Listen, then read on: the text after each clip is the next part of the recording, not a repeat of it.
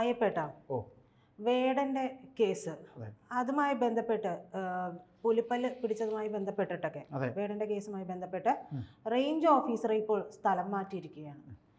ഞാൻ ചോദിക്കാൻ ഉദ്ദേശിക്കുന്നത് വേടന്റെ കേസ് മാത്രമല്ല, നേരത്തെ പ്രതിഭ ഹരി MLA മകന്റെ കേസുമായി ബന്ധപ്പെട്ടിട്ടും ഒരു സ്ഥലം മാറ്റം ഉണ്ടായിരുന്നു, കഞ്ചാവ് കേസുമായി ബന്ധപ്പെട്ടിട്ട്. അപ്പോൾ വേടന്റെ സ്റ്റേജ് ഷോ സർക്കാരിൻ്റെ ഒരു പരിപാടിയുടെ ഭാഗമായി നടത്തുകയും ഒക്കെ ചെയ്തു. അതൊക്കെ സർക്കാരിൻ്റെ താല്പര്യങ്ങളാണ്, അതിലേക്കൊന്നും ഞാൻ പോകുന്നില്ല. പക്ഷേ എന്തിന് ഉദ്യോഗസ്ഥരെ ഉപയോഗിച്ച് ഇത്തരത്തിലുള്ള എന്താ പറയുക, നെറികെട്ട നീക്കങ്ങൾ നടത്തണം? ഒരു ഉദ്യോഗസ്ഥന് ഒരു കാര്യം പെട്ടെന്ന് പറഞ്ഞു പോയി എന്നുള്ള ഒറ്റ കാര്യമാണ് അദ്ദേഹത്തിനെ മാറ്റാനുള്ളത് എന്നുള്ളതാണ് എനിക്ക് മനസ്സിലായത്. ഇങ്ങനെയൊക്കെ മാറ്റുന്നത് ഒരു ഭരണത്തിന് ചേർന്ന രീതിയാണ്. പ്രജിത, അതായത് ഇതാണ് പൊളിറ്റിക്കലി ഉള്ള തീരുമാനം എന്ന് പറയുന്നത്. ഒരു സർക്കാരിൻ്റെ രാഷ്ട്രീയപരമായ തീരുമാനങ്ങളെയാണ് ഈ പൊളിറ്റിക്കലി ഉള്ള തീരുമാനം. ഇത്തരം പൊളിറ്റിക്കൽ തീരുമാനങ്ങൾ എടുക്കാനാണ് ഒരു കസേരയും കൊടുത്ത് നോർത്തിൽ, അതായത് നോർത്ത് ബ്ലോക്കിൽ, തിരുവനന്തപുരത്ത് സെക്രട്ടേറിയറ്റിൻ്റെ നോർത്ത് ബ്ലോക്കിൽ നല്ല ഗ്ലേസ് ചെയ്യുന്ന തലയിൽ മുടിയില്ലാത്ത വല്ല ഗ്ലേസ്ഡ് ആയിട്ടുള്ള പി ശശി എന്നൊരു സുന്ദരൻ, 70 വയസ്സുകാരനായ ഒരു സുന്ദരൻ ഇരിപ്പുണ്ട്. കോമളനാണ് കാണാനൊക്കെ. ഈ കോമളന്റെ തലയിൽ ഉദിക്കുന്നതെല്ലാം ആന മണ്ടത്തരങ്ങളാണ്. ബൈ പൊളിറ്റിക്കലി ഈ പി ശശി എന്ന വ്യക്തി എടുക്കുന്ന കാര്യങ്ങൾ, അദ്ദേഹവും മുഖ്യമന്ത്രിയും, അദ്ദേഹത്തിനെ എന്ന് പിണറായി വിജയൻ പൊളിറ്റിക്കൽ സെക്രട്ടറിയായി സെക്രട്ടേറിയറ്റിൽ ഈ പറയുന്ന പ്രസ്തുത ബ്ലോക്കിൽ, നോർത്ത് ബ്ലോക്കിൽ കൊണ്ട് അവരോധിച്ചോ കൊണ്ടിരുത്തിയോ അന്നു മുതൽ എടുക്കുന്ന തീരുമാനങ്ങളൊക്കെ തന്നെ തെറ്റെന്നല്ല, തെറ്റായി തീരുമെന്ന് പറയുമ്പോൾ ഞാൻ ചോദിക്കുന്നത്, ഇപ്പോൾ പി ശശിയുടെ തീരുമാനങ്ങളാണ് കൂടുതലും സർക്കാരിന്റെ രാഷ്ട്രീയ മുഖം ഉണ്ടാക്കുന്നത് ശശിയാണ്. പക്ഷേ അത് ഇപ്പോൾ വേടന്റെ കാര്യം എടുത്തു നോക്കിക്കഴിഞ്ഞിട്ടുണ്ടെങ്കിൽ വേടനെ പിന്തുണയ്ക്കുന്നവരാണ് ഏറെയും ഉണ്ടായിട്ടുള്ളത്. അപ്പോൾ വേടന് ആ സ്റ്റേജ് ഷോ നടത്താനുള്ള ഒരു അനുമതി നൽകിയതിലൂടെ സത്യത്തിൽ ജനങ്ങളെ കയ്യിലെടുക്കുകയല്ലേ സർക്കാർ ചെയ്തത്. അങ്ങനെ വരുമ്പോൾ ശശിയുടെ തീരുമാനങ്ങൾ ശരിയായ രീതിയിലേക്കല്ലേ പോവുക? പ്രജിത, ശശിയുടെ തീരുമാനം ശരിയായത് എപ്പോഴാണ്? ഇവിടെ ഈ പറയുന്ന ഉദ്യോഗസ്ഥനെ സസ്പെൻഡ് ചെയ്തത്, ഈ ഉദ്യോഗസ്ഥനെ ഇപ്പൊ സസ്പെൻഡ് ചെയ്തില്ല. അയാളുടെ പേര് വന്നിട്ട് എന്താണ്? അതീഷ് എന്തിനാണ്? അതീഷ് ഇത് ഈ പറയുന്ന കഞ്ചാവ് പിടിച്ചു എന്ന് പറയുന്നു. പിടിച്ചു എന്ന് മാത്രമല്ല, വേടന്റെ അമ്മയ്ക്ക് ശ്രീലങ്കൻ ബന്ധമുണ്ട്, അതായത് വേടന് ശ്രീലങ്കൻ ബന്ധമുണ്ട് എന്നുള്ള ഒരു സ്റ്റേറ്റ്മെന്റ് പറഞ്ഞത് കൊണ്ടാണ്. അത് മാത്രമല്ല, ആ ചെറുപ്പക്കാരന്റെ കഴുത്തിൽ കിടന്ന ഒരു പുലിപ്പല്ലെന്ന് പറഞ്ഞൊരു സംഭവത്തിനെ കുറിച്ച് പറഞ്ഞു. അത് ഈ പുലിനഖം, അതിൻ്റെത് ശ്രീലങ്കൻ ബന്ധമാണ് എന്നൊക്കെ പറഞ്ഞു. അപ്പോൾ ഈ പ്രജിത ചോദിച്ചു, ബൈ പൊളിറ്റിക്കലി അവനെ കൊണ്ട് ഈ തീരുമാനം എടുപ്പിച്ച പാട്ട് പാടിപ്പിച്ചു എന്ന് പറഞ്ഞില്ലേ? അത് എല്ലാം സംഭവിച്ചു കഴിഞ്ഞിട്ട് അവന് പാട്ട് പാടാൻ അവസരം കൊടുത്തിട്ട് വല്ല കാര്യമുണ്ടോ? ഇവനെ അറസ്റ്റ് ചെയ്യാൻ പോയി, ഈ പറയുന്ന ചെറുപ്പക്കാരനെ അറസ്റ്റ് ചെയ്യാൻ പോകുമ്പോൾ ഉദ്യോഗസ്ഥ തലത്തിൽ പോലീസ് ഓഫീസർമാർ ഇത് അറിയുകയും ഇതിനൊരു ക്ലാരിഫിക്കേഷൻ വരുത്തുക, അല്ലെങ്കിൽ ഇത്രയും പ്രമാദമായ ഒരു കേസ് നടക്കുമ്പോൾ ബഹുമാനപ്പെട്ട മുഖ്യമന്ത്രിയുടെ ഓഫീസുമായിട്ട് ബന്ധപ്പെടാതിരിക്കുമോ? എല്ലാ കാര്യങ്ങളും അതായത് ഉദ്യോഗസ്ഥ തലത്തിൽ നടക്കുന്ന ഇത്തരത്തിലുള്ള കാര്യങ്ങളെല്ലാം അങ്ങ് പി ശശിയുടെ അടുത്ത് പറയണമെന്നല്ല ഞാൻ പറയുന്നത്. പി ശശിയെ എല്ലാം അറിയിക്കണമെന്നല്ല. ഇത് കുളം തോണ്ടി താഴെ വീണപ്പോ ഒരു ബുദ്ധി ഉണ്ടായില്ലേ? ഈ ബുദ്ധി താഴെ വീണ് ഇത് മൊത്തത്തിൽ പോയി, കയ്യിൽ നിന്ന് പോയി. കാര്യം അദ്ദേഹത്തിന്റെ കയ്യിൽ നിന്ന് ഇത് പിടിക്കുന്നു, കഞ്ചാവ് പിടിക്കുന്നു, അങ്ങനെയാണ് വേടനെ അറസ്റ്റ് ചെയ്യുന്നത്. ഈ അറസ്റ്റ് ചെയ്യേണ്ടി വരുന്നത് അവിടെ ഒരു അനിവാര്യമായിട്ടുള്ള കാര്യമാണ്. അല്ല, ഞാനത് മനസ്സിലാക്കി തരാം. ഈ പ്രജയുടെ സംശയം ഞാൻ ഉത്തരം പറഞ്ഞുതരാം. അതായത് ഇത്തരത്തിലൊരു സംഭവം നടക്കുമ്പോൾ ഇതിനെ എങ്ങനെ ശരിയായ രീതിയിൽ കൊണ്ടുപോകാം എന്ന് ഒരു മെയ്വഴക്കം, ഒരു സംഭവം ഉണ്ടാകുമ്പോൾ, ഒരു കേസ് ഉണ്ടാകുമ്പോൾ അതിനെ എങ്ങനെ കൊണ്ടുപോകാം, എങ്ങനെ സോൾവ് ചെയ്യാം എന്നുള്ളൊരു മെയ്വഴക്കം ഉദ്യോഗസ്ഥ തലത്തിൽ വേണം.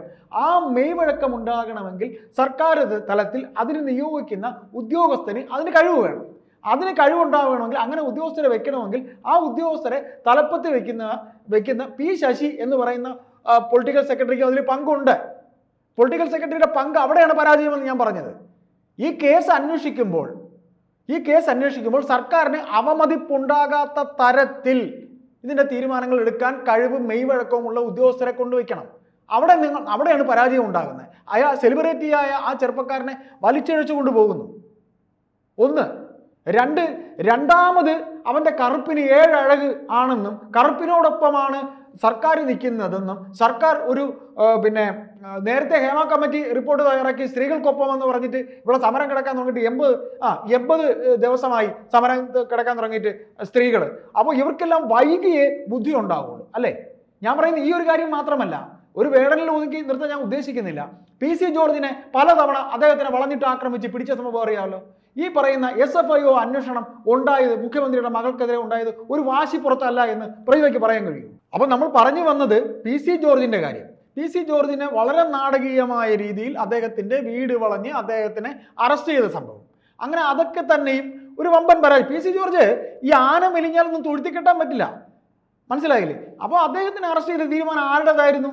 പോലീസിന്റെ തീരുമാനം. പോലീസിന്റെ തീരുമാനം എന്ന് പറയുന്നത് പോകുന്നത് ബൈ പൊളിറ്റിക്കലി P ശശിയുടെ ഭാഗത്ത് നിന്ന്. അതൊരു ഏറ്റവും വലിയ പരാജയം. അതിനുശേഷമാണല്ലോ മുഖ്യമന്ത്രിയുടെ മകൾക്ക് നേരെയുള്ള ഈ കേസുകളെല്ലാം പൊങ്ങി വരുന്നത്. അദ്ദേഹത്തിന്റെ ഷോൺ ജോർജ് വ്യക്തമായി ഷോൺ ജോർജ് പറഞ്ഞിട്ടുണ്ട്. പക്ഷേ ഇപ്പോൾ അദ്ദേഹം അത് കൃത്യമായ ഒരു രാഷ്ട്രീയത്തിലൂടെയാണ് പോകുന്നത്. അതായിരിക്കാം.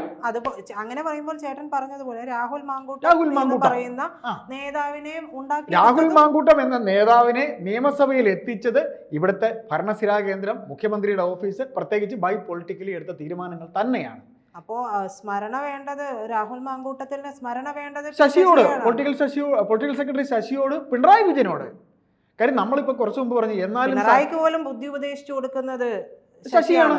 അതായത് ഇപ്പോൾ നമ്മൾ മനസ്സിലാക്കുന്നത് നമ്മൾ ആദ്യം സംസാരിച്ചപ്പോൾ മുഖ്യമന്ത്രിയുടെ ഓഫീസിലെ ഈ പറയുന്ന മുഖ്യമന്ത്രി ചെല്ലുന്നതിനേക്കാളും രാജാവ് ശശിയാണ് പലതും തീരുമാനിക്കുന്നതെന്നാണ് പറയുന്നത്. പണ്ട് നയനാരുടെ ഭരണകാലം അവസാനിക്കുമ്പോൾ ശശിയാണ് തീരുമാനം എടുത്ത് ലാസ്റ്റ് തീരുമാനം കൈവിട്ടു പോയി.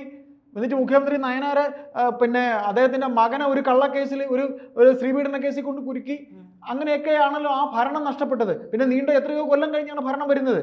അതുപോലെ നമുക്കിത്രേ ഇത് പറയാനുള്ളൂ.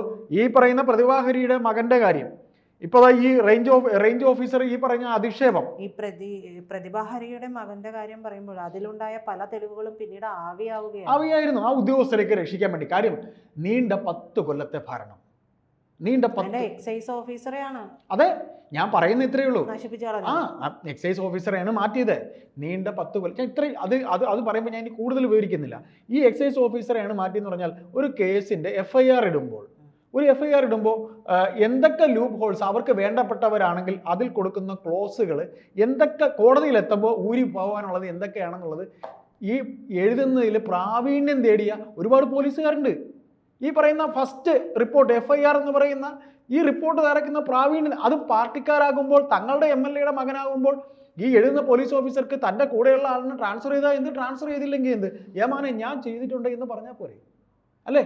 സ്തുതി പാടിയാൽ പോരെ. അതാണ് ഇവിടെ നടന്നിരിക്കുന്നത്. ഞാൻ ഈ പറയുന്ന ബഹുമാനപ്പെട്ട വനം മന്ത്രി വലിയ കാര്യം ചെയ്തതുപോലെയാണ് ഈ പറയുന്ന ഉദ്യോഗസ്ഥരെ മാറ്റിയിരിക്കുന്നത്. വന്യജീവി ആക്രമണത്തിൽ എത്ര പേര് ഇവിടെ മരിച്ച്, എന്നിട്ട് ഈ മന്ത്രി എന്ത് ഉത്തരവ്, അത് ഞാൻ വിഷയം മാറുന്നതല്ല,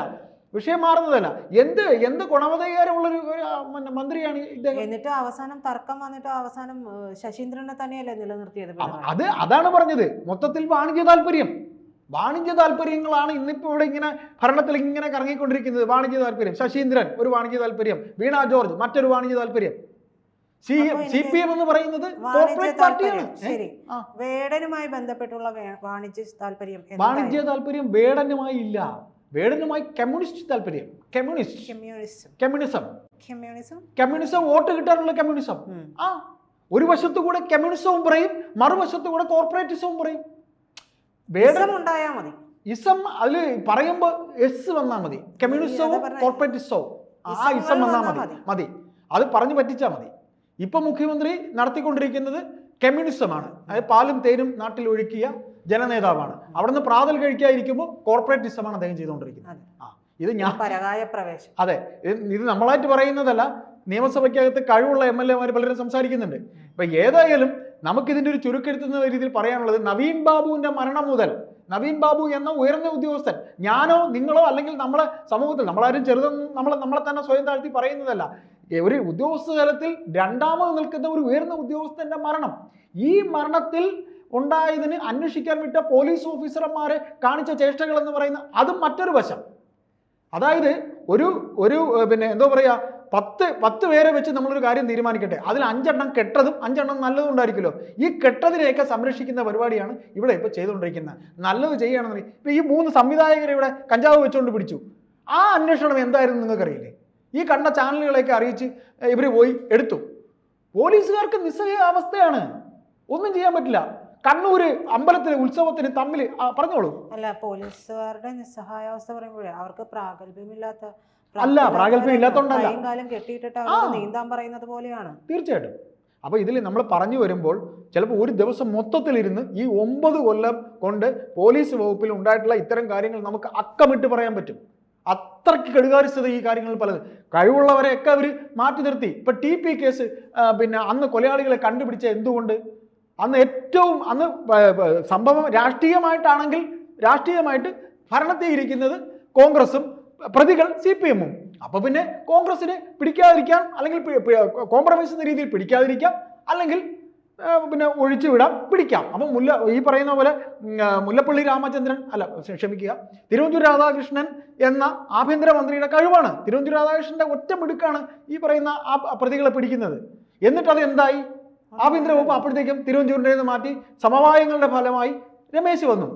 അപ്പോൾ രമേശ് വന്നപ്പോൾ സമവായമായി. അതുകൊണ്ട് പൊളിറ്റിക്കലിയും ഉന്നതങ്ങളിലും മന്ത്രിതലത്തിൽ അല്ലെങ്കിൽ രാഷ്ട്രീയ തലത്തിൽ ഇത്തരം കോംപ്രമൈസ് ഉണ്ടാകുന്നതിൻ്റെ ഒരു ചെറിയ താഴേക്കുള്ള നീരൊഴുക്ക് മാത്രമാണ് ഉദ്യോഗസ്ഥ തലത്തിൽ ഈ നടക്കുന്നത് ബാധിക്കുന്നത് പൊതുജനത്തിനാണ്.